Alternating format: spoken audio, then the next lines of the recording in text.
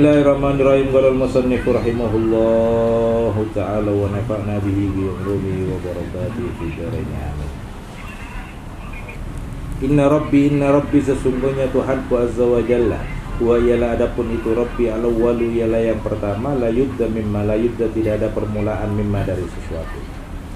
Jadi di saat Sayyidina Ali karramallahu oleh orang-orang kafir Quraisy ditanya itu terkait dengan Tuhan, maka jawaban Sayyidina Ali pertama itu adalah inna rabbi wal awwalu la yubda mimma.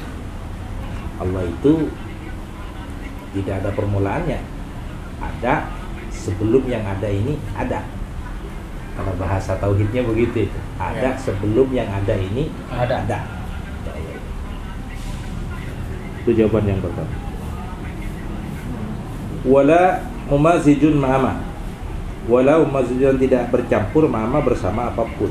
Jadi tidak ada yang mengintervensi adanya Allah. Allah itu ada dengan sendirinya, tidak ada yang mengintervensi, tidak ada yang mencampuri dengan adanya Allah itu. Bahkan kekuasaannya juga gak ada yang bisa mencampuri. Cuma Allah itu walaupun sudah punya hak prerogatif begitu, punya kuasa begitu, Allah itu demokratis. Allah itu demokratis. Di mana letak demokratisnya Allah? Kan demokrasi itu kan berasal dari demokratos ya, kalau gak keliru ya. Semua orang punya hak untuk bersuara, kan begitu itu kan ya. Salah satu bentuk demokratisnya Allah itu salah satunya oleh Allah diabadikan di dalam Quran itu di saat Allah pertama kali akan menciptakan Nabi Adam. Itu bentuk demokrasinya itu. Wa idz qala rabbuka lil malaikati inni ja'ilun fil ardi khalifah. Maka qalu ataj'alu fiha may yufsidu fiha wa yasfiku. Itu adalah bentuk demokratisasi yang dibangun oleh Allah. Jadi kalau semuanya ada yang mengharapkan demokrasi, demokrasi itu sudah dibangun sejak Allah dulu mau nyiptain Nabi Adam itu. Kan dulu ada kan yang apa itu? Masih ingat saya dulu kenceng-kencengnya orang yang mengharamkan demokrasi itu kan ya kan? Demokrasi. Pernah nggak? Nah, bener kan ya? iya. Pernah dengar tuh saya. Sekarang masih. Masih ya? Iya, orangnya dia juga. Demokrasi itu haram, demokrasi itu nggak boleh. Padahal Allah aja demokrasi itu memberi kesempatan kepada malaikat untuk menyampaikan argumentasinya. Tapi kadang memang kalau demokrasi yang kebablasan bisa membahayakan juga. Contohnya malaikat sampai punya perilaku yang sombong pada saat itu. Atau ja'alu fiha may yufsidu fiha wa yasfiku dima wa nahnu nusabbihu bihamdika wa nuqaddisu. Itu kan kesombongan. Makanya di dunia ini nggak boleh. Di dunia ini cuma satu yang nggak boleh itu. Selain itu boleh apa? Mengatakan kalau bukan saya. Karena gue. Iya kan? Itu nggak boleh itu. Nih kalau bukan saya, ini bukan saya. Itu nggak boleh itu. Karena itu dalam teori tauhid itu namanya sifat anania. Kalau yang nggak goreng, kalau bukan Umi yang goreng. Gimana saya makan? Kan orang lain tuh. Ayo. Orang lain. Saya nggak makan, sombong nih yang goreng. Jadi kayak gitu. Jadi itu. Allah itu tidak ada yang mengintervensi, tapi Allah itu demokratis. Wala hala dan tidak ada satu kondisi pun wahuma dan kedua. Jadi Allah itu tidak dibatasi oleh kondisi, oleh waktu. Jadi Allah itu dalam kondisi apapun, ya Allah itu tetap begitu sudah. Beda dengan kita. Kalau kita kan dipengaruhi oleh kondisi. Kondisi usaha lagi melorot, pusing kita. Pusing katanya Mas. Dinamis sikon. Iya. Kita ini kan menyesuaikan dengan kondisi. Kalau kata orang Madura bahasa joroknya begini, panjang. Situasi, kondisi, apa itu? Situasi, kondisi dan apa? Toleransi. Ya. Kita dipengaruhi oleh itu. Pandangan jangkauan. Pandangan jangkauan ya. Kita dipengaruhi oleh itu. Makanya lingkungan itu juga punya pengaruh besar, ya kan? Lingkungan itu. Hati-hati dengan anak-anak kita kan.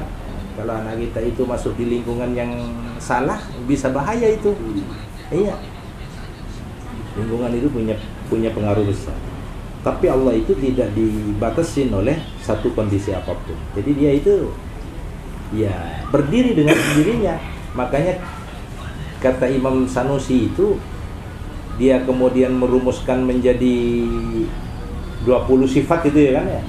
Manusia itu salah satunya adalah qiyamuhu binafsihi. Allah itu ya berdiri dengan dirinya sendiri, tidak dipengaruhi oleh siapapun. Kalau kita kan nggak bisa hidup sendiri, bos. Iyalah, iya. Makanya saya kemarin ke Mas Rob bilang tuh, di grup kan bilang saya, iman kita kuat, bos. Tapi tatkala nafsu menyerang kita, bos, jebol juga, bos. Ada obatnya 2 lagi. Golok.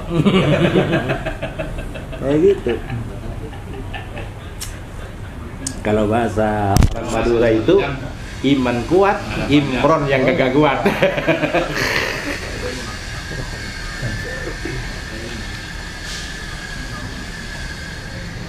Wala sabahun yataqasso.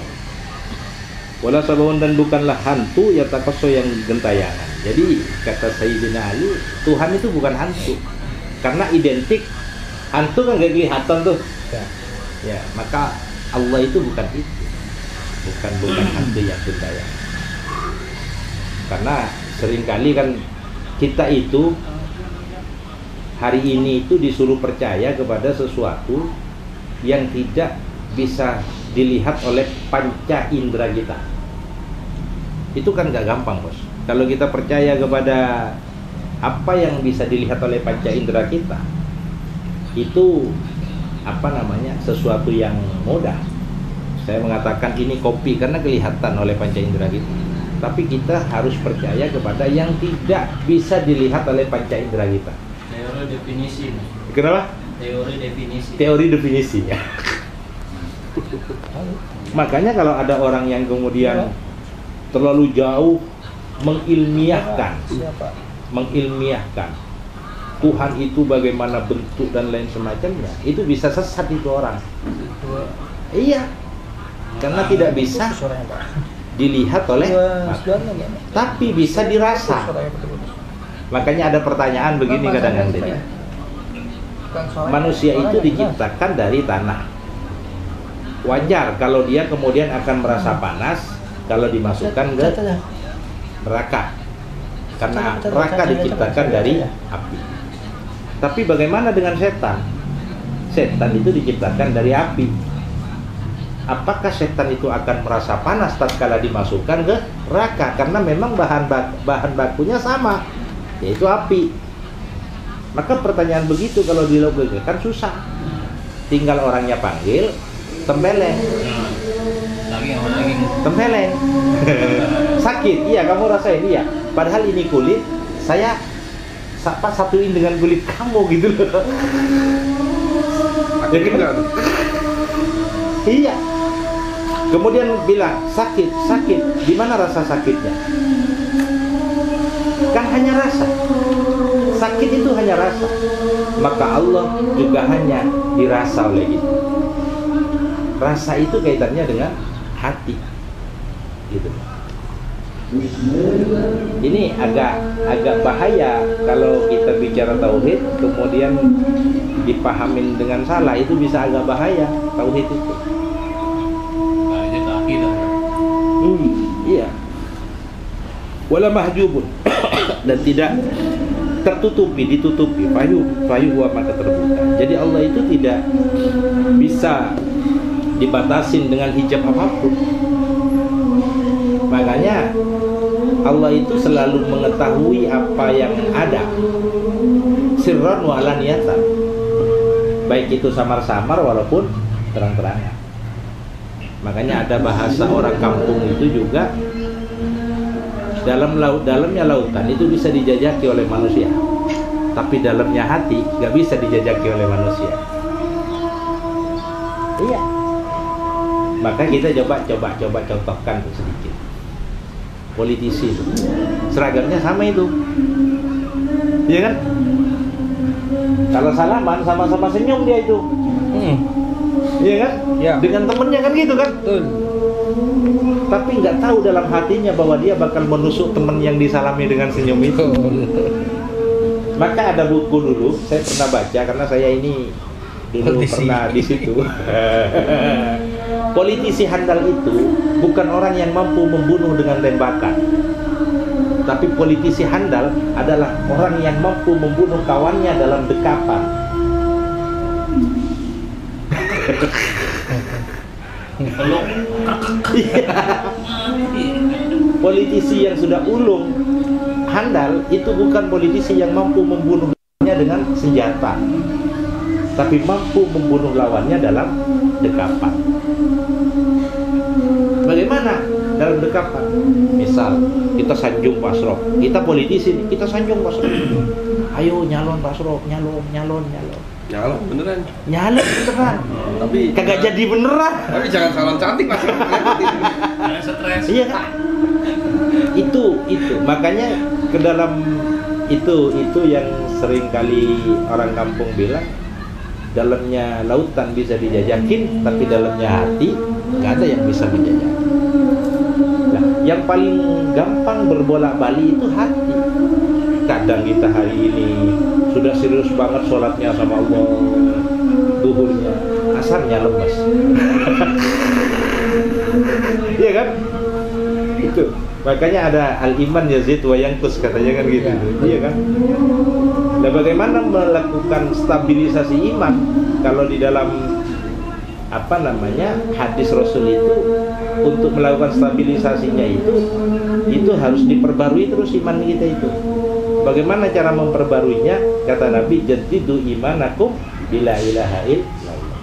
Cara mengecas iman itu dengan la ilaha illallah. Cuma kan jarang kita baca la ilaha illallah.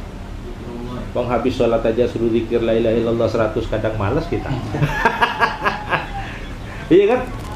Habis 3 yang males. Iya. Awalnya kelas terus ya. 165 diambil 3-nya aja. Iya, begitu kita. Mas Randi ngambil. Daripada nggak sama sekali ya. Jadi kayak gitu. Jadi bisa ingat itu.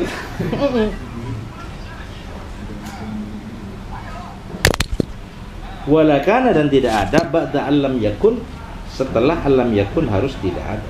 Jadi Allah itu selalu ada. Walaupun apapun ini tidak ada, maka Allah itu ada. Allah itu tidak pernah tidak ada. Allah itu ada sebelum barang ini ada, dan Allah akan tetap ada setelah barang ini tidak ada. Makanya satu kisah itu ditanyakan, besok itu kalau sudah semua tidak ada itu bagaimana? Maka di dalam kitab tafsir itu Allah itu akan mengeluarkan kalimat tatkala semua sudah tidak ada itu. Ainal mutakabbir. Mana orang-orang yang sombong noh? Mana? Sekarang mana? Jadi kalau sudah malaikat sudah kagak ada, jin, setan semua gak ada, manusia sudah mati semua, sudah setelah kiamat sudah gak ada semua, maka Allah tinggal kesendiriannya. Allah akan mengatakan ainal mutakabbir. Mana orang yang sombong itu? Mana orang-orang yang sombong? Mana orang-orang yang menyekutukan saya itu, katanya? Mana orang-orang yang kaya, yang gagah itu mana? Sudah tidak ada sekarang. Maka sejak itu Allah akan kemudian dalam sebuah keterangan itu disebutkan menurunkan hujan. Allah akan menurunkan hujan. Hujannya dari hujan air mani. Jadi hujan itu hujannya bukan air biasa, tapi air mani. Setelah hujan itu air mani, maka kemudian manusia ini akan tumbuh bagaikan kacang yang tumbuh itu. Akan kemudian tumbuh, bangkit kembali. Itu namanya hari ba'ats, hari kebangkitan. Itu dalam keterangan begitu. Jadi kalau kita ngomong itu miris gitu, takut gitu. Tapi kalau kita lupa dengan itu, semangat kerja kita. Kalau semuanya ngomong itu mulu, miris kita. Makanya benar kan,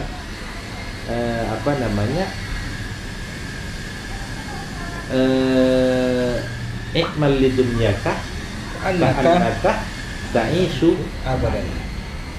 wa'mal li akhiratika ka'annaka tamutu. Tapi walaupun begitu, ada lagi yang lain itu. Apa? I'mal ma syi'ta fa innaka mayyitun. Jadi kalau kita ngomongin itu, ngomongin i'mal ma apa namanya? I'mal lidunyaka ka'annaka ta'isu abadan. Oh, semangat itu. Ngiklanin semangat bos ya. Kita bakal hidup selamanya ini mah, gitu loh. Kambing muda. Muda terus. Sampai beli golok mau belajar ngeplangan kepala sendiri. Bisa nggak nih? Fayuqalu, maka dikatakan hadisun ialah baru bahkan Jalla yang maha agung ayyukifah yaitu akan berubah al-mukayyifu dengan rubah lil asya bagi sesuatu kaifat bagaimana karena ada. Jadi Allah itu tidak akan berubah-ubah. Beda dengan kita. Kalau kita kan sudah berubah. Kita sudah berubah.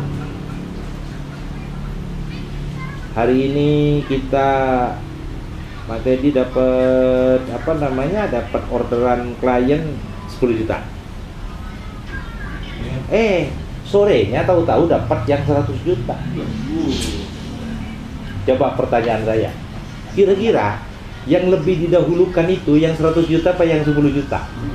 100 lah. Dilupakan yang 10 juta. Iya. Padahal itu rezeki yang pertama. VIP langsung. Lah itu kadang kita itu suka itu berubah-ubah, tidak konsisten.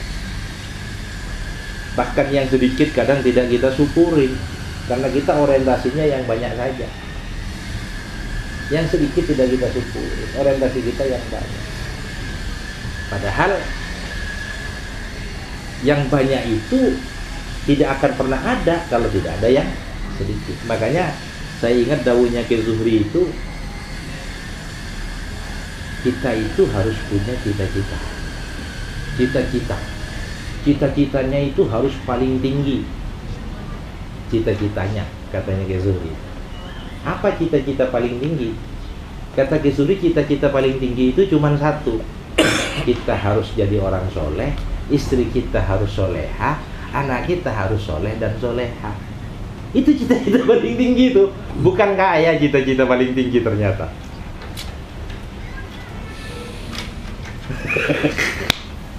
Berat kalau urusan sama kiai-kiai kayak gitu tuh bos. Iya kan? Enggak mau anaknya namanya Soleh. Iya kan? Ternyata cita-cita yang paling tinggi hanya itu, kata Ki Zuhri. Mondokin biayanya gede. Jadi dokter, jadi apa saja, itu bukan cita-cita yang paling tinggi. Cita-cita yang paling tinggi adalah menjadi orang. Karena Allah itu akan bersama dengan orang-orang yang soleh. Ya, sekarang kan Tapi kalau saya sudah soleh bos. Kalau kata orang rumah saya, orang soleh itu adalah orang yang giginya jingsul, giginya soleh itu. Iya, orang rumah itu. Orang kampung saya itu kalau giginya jingsul itu soleh namanya. Soleh nih giginya soleh katanya. Nah, kalau saya sudah soleh itu gigi saya jingsul. Di Madura. Ya, beda di sini. Iya. Kalau di sini soleh mahal. Coba mau anak soleh atau jadi soleh mahal sekarang. Mahal ya? Iya. Di Arama 30 juta. Iya benar. Jadi kayak gitu ya. Bal bahkan lam yazal tidak berhenti wala yazulu dan tidak dihentikan liikhtilafiz zaman karena perbedaannya waktu. Jadi Allah itu tidak akan pernah berhenti, tidak akan tiada karena waktu ini yang terus berubah-ubah. Nah, sementara alam ini kan terus berubah, bos. Alam ini terus berubah, berkembang, bergerak terus, ya kan? Ya kan? Bergerak terus. Kira-kira Allah itu mabeliun, begitu aja sudah Allah itu dengan kuasanya dia terus begitu. Tapi kalau alam itu mu'robun, kalau Ustaz Ujang ini ngajar mu'rob, berubah-ubah. Kadang kondisinya rofa. Iya, Ustaz Ujang ya. Kita kadang kan rofa, kadang kita posisi di atas kadang kita. Tapi kadang kita ini posisinya jadi khofat, di bawah kadang kita. Iya kan? Kadang ya, apa khofat kadang kita. Kadang jazm kita stagnan. Gini aja udah gak bergerak itu. Kan stagnan itu jazm itu. Kul berhenti dia itu. Iya kan? Stagnan itu. Jadi pergeseran itu penting itu, melakukan inovasi, kreativitas dan lain semacamnya itu. Tapi kalau Allah itu tidak akan berubah-ubah, tidak akan berhenti. Kalau kita banyak jazmnya, Mak. Contoh deh, kenapa banyak jazmnya? Kita cuma suruh ingat Allah itu setiap hari. Ada syair Arab itu bilang, Sahisammir wala tazal zatiral mauti fanisyanuhu dalalum mubin. Kamu itu harus selalu ingat mati. Karena sesaat saja kamu lupa akan kematianmu, kamu akan bisa melakukan kesesatan. Sesaat saja lupa akan kematian, itu bisa melakukan kesesatan. Tapi kan kita seringkali lupa dengan kematian itu. Mati itu dulu, almarhum Allah yarham itu, Ki Abdul Haq itu, mati itu adalah singkatan, katanya beliau. Singkatan, mati itu singkat. Kepanjangannya apa? Menuju Allah, tujuan akhir. Itu mati. Jadi mati itu menuju Allah, tujuan akhir. Makanya kalau seluruh sendi-sendi kehidupan kita itu dijadikan sarana untuk menuju Allah, maka politisi gak bakal berani korupsi, bos. Kontraktor gak bakal berani minta memberikan fee, memberikan gratifikasi, gak bakal berani. Itu berani karena tidak Allah yang menjadi tujuan akhir. Kan gitu, bos. Sama dengan kita. Kalau Allah yang jadi tujuan akhir oleh kita, maka kehidupan kita akan terus di jalannya sampai tujuan ini nyampe. Sama dengan Pak Pur kemarin nih, ke Medan. Tujuannya adalah Medan. Nggak mungkin Pak Pur jalan-jalan dulu ke Jayapura, kemana kek. Itu bukan tujuan namanya kalau masih mengsong-mengsong kemana-mana itu gitu loh. Kalau masih mengsong-mengsong, bukan tujuan itu namanya. Orang yang punya tujuan, makanya saya pernah tuh ngomong ke Kang Teddy. Saya pernah ngomong, orang kalau tujuannya itu adalah Allah, tujuan yang terakhir, kata guru saya itu, jangankan ada badai, langit mau runtuh.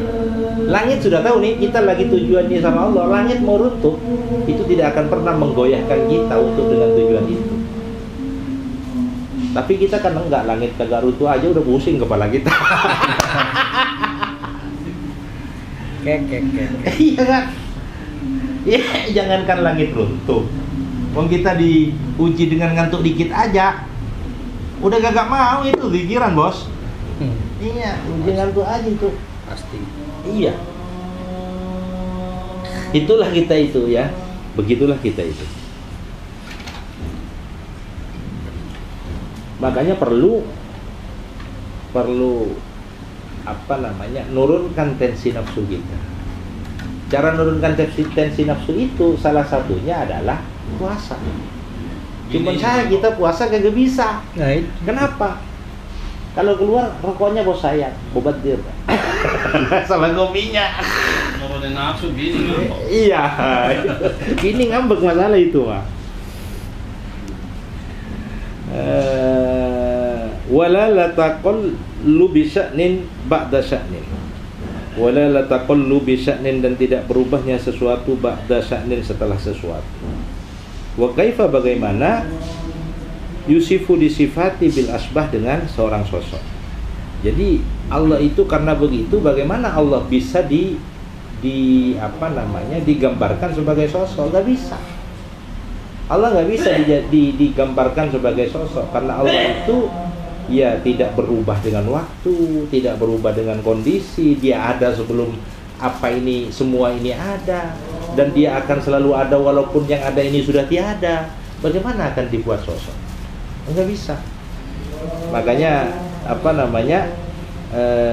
Sayyidina Ali bilang Allah itu bukan hantu. Allah itu bukan hantu yang gentayangan, gitu loh. Wa kaifa yun'atu bil alsini alfisahi, dan bagaimana yun'atu disifati bil alsini dengan ungkapan alfisah yang fasih, malam yakun selama tidak ada fil asya' pada sesuatu. Jadi bagaimana Allah itu akan bisa diilustrasikan dengan kalimat-kalimat yang indah? Gak bisa. Nggak bisa. Allah itu saking agungnya, nggak bisa kita ilustrasikan dengan sesuatu, dengan ucapan-ucapan yang seindah apapun, nggak bisa. Tidak akan sanggup kalimat yang indah itu mampu mengungguli kehebatan dan keindahan Allah Subhanahu wa Ta'ala itu. Makanya ada cerita dalam kitab tafsir itu, di saat ada kalimat, ada ayat salamun qaulan mir rabbir rahim itu. Jadi kalimat salamun qaulan mir rabbir rahim itu adalah, kata para ulama, itu adalah ucapan salam dari Allah kepada penduduk surga. Jadi ada kisahnya, orang penduduk surga itu lagi makan enak nih. Makan enak ditemani bidadari, iya kan? Macam-macam begitu, duduk begitu. Maka Allah itu tahu-tahu membuka hijabnya. Dibuka hijabnya. Sehingga dia kemudian mengucapkan salam kepada ahli surga. Mengucapkan salam. Lah, ahli surga ini tatkala enak-enaknya makan begitu, karena ada salam dari Allah, dia mampu diberi kesempatan melihat sejenak kepada Allah. Ditinggal itu bidadarinya, bos. Makan makanannya ditinggal. Dia terbelalak itu dengan melihat keindahan Allah itu. Terbelalak itu. Sampai Allah kemudian nutup lagi hijabnya. Sampai ditutup lagi hijabnya, ahli surga itu masih terbelalak, masih apa namanya? Kepikiran. Masih kepikiran dengan itu. Iya, teringang-ingang, masih kepikiran, teringang-ingang dengan itu. Itu hebatnya. Lah itu karena kita tidak pernah merasa dekat benar dengan Allah. Ya maka kita tidak pernah dekat. Padahal dalam hadis qudsi kalau gak keliru itu ada kalimat ana inda dhanni abdi. Saya ini tergantung prasangka hambaku, katanya Allah. Saat kita zikiran, kita merasa dekat dengan Allah, ya kita dekat dengan Allah. Tapi kalau kita zikiran memang tidak pernah memikirkan Allah, cuma lisan yang zikiran, hati kita gak pernah zikir, ya berarti kita tidak dekat dengan Allah. Makanya walaupun Allah dawuh itu bahwa Allah itu Allah itu tergantung prasangka hambanya. Bahkan Allah itu lebih dekat dari urat nadi. Tapi kita yang merasa jauh. Allah sebenarnya nggak pernah jauh dengan kita, cuma kita yang merasa jauh. Karena kita merasa dekatnya dengan duit, kita dekatnya dengan harta, kita dekatnya dengan kekayaan, kita dekatnya dengan handphone. Ya kan? Coba bayangkan, kita kemana-mana, Pak Asraf nih, saya yakin nih sama dengan saya, bedanya beda tipis. Kalau Pak Asraf HP-nya 2, saya 1. Lebih parah loh ini. Saat saya jalan nih, jalan ke warung, HP ketinggalan. Bingung, bos. Iya kan? Iya. Tapi saat lupa akan Allah, saya gak pernah bingung. Di mana kemudian akan muncul hubbullah itu, di mana cinta kepada Allah itu, di mana? Kalau kita lupa sama Allah saja, kita biasa-biasa saja. Tapi lupa handphone kita luar biasa, bos. Sekarang itu lupa handphone itu mendingan lupa istri. Sama istri nih, Asraf dia lagi asik-asik main handphone, ngerjain, tahu-tahu istrinya telepon, apa aja sih? Iya kan? Gak tahu, lagi sibuk. Iya. Jadi kita itu seringkali lupa sama Allah, kita biasa-biasa saja. Tapi lupa kepada benda, kita kayaknya luar biasa. Makanya ya begitu kita nasibnya. Apa namanya? Sawang sinawang katanya orang kampung ya bos ya. Karena kita nggak pernah ingat Allah.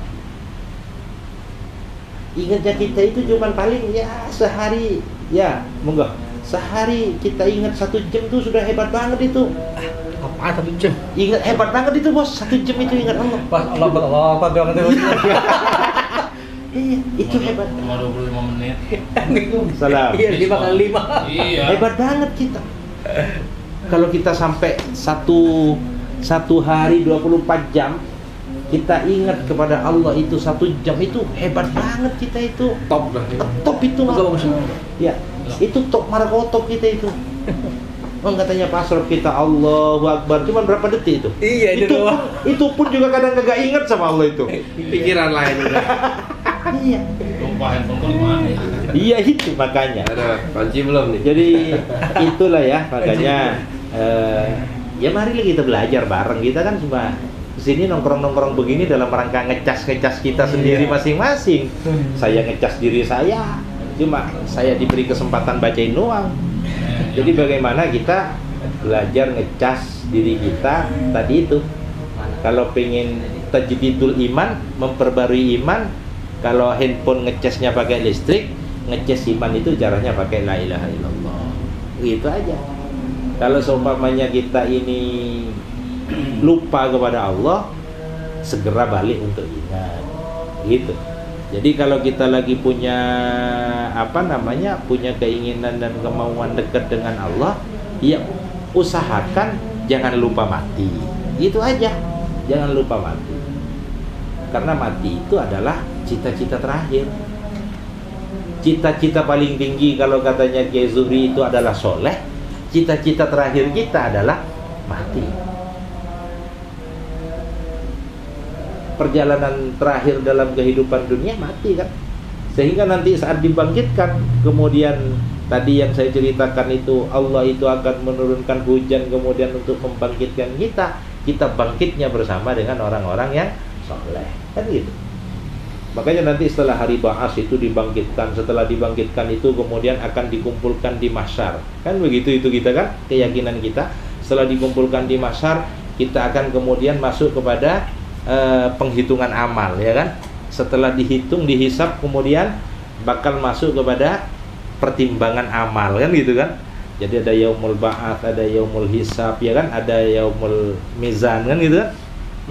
Di mahsyar itu besok kita di mahsyar, Pak Pur, saya dan kawan-kawan semua di mahsyar akan melihat Jasmine enggak pakai baju. Iya. Lah itu kata Rasulullah itu. Jadi di mahsyar itu tatkala dibangkitkan di mahsyar, semua orang enggak ada yang pakai baju. Enggak ada yang pakai pakaian. Saya akan melihat istrinya Pak Pur, saya akan melihat istrinya Pak Asraf akan melihat istri saya, semuanya akan dilihat itu.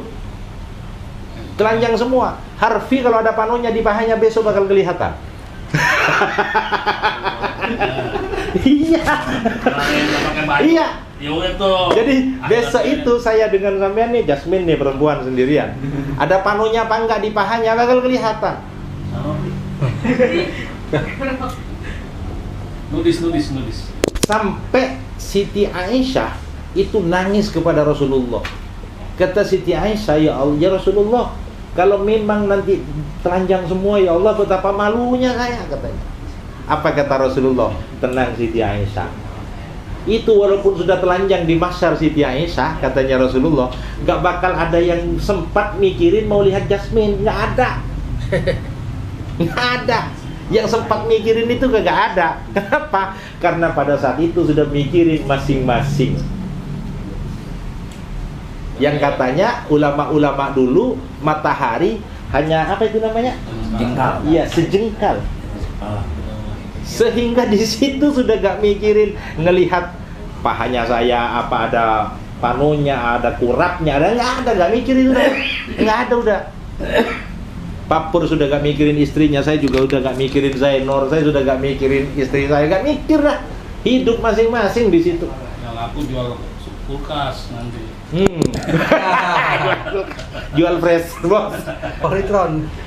Lah di mahsyar itu kata Rasulullah, dalam kitab hadis itu disebutkan bahwa besok di mahsyar itu orang-orang macam-macam dah.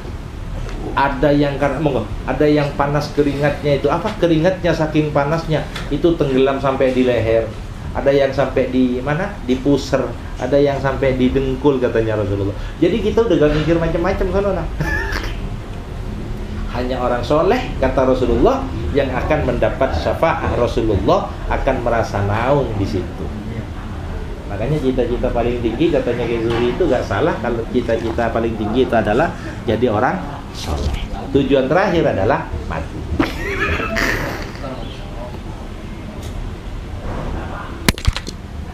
Kayak gitu. Fayuqalu dikatakan bainun. Wallahu alam. Jadi itu kira-kira ya. Jadi Allah itu kata Sayyidina Ali tidak ada yang mengawali, dan walaupun sudah yang ada ini ada, Allah itu tiada, Allah itu tetap ada. Makanya nggak bisa Allah itu dianggap apa namanya? Apa hantu bayangan atau sosok kayak begitu. Itu ya. Mudah-mudahan ada hikmah manfaatnya. Mudah-mudahan kita itu bisa ingat mati lah minimal mah. Kalau gak ingat Allah, ingat mati aja deh. Ingat Allah susah tuh. Ingat mati aja. Oh iya, saya ntar lagi mati. Itu penduduk surga aja terkesima ya kan? Itu begitu tanpa Iya, tirai. bener. Apalagi pakai mukodam. 10 kali ketemu Ya Allah alam ya bisa. kan?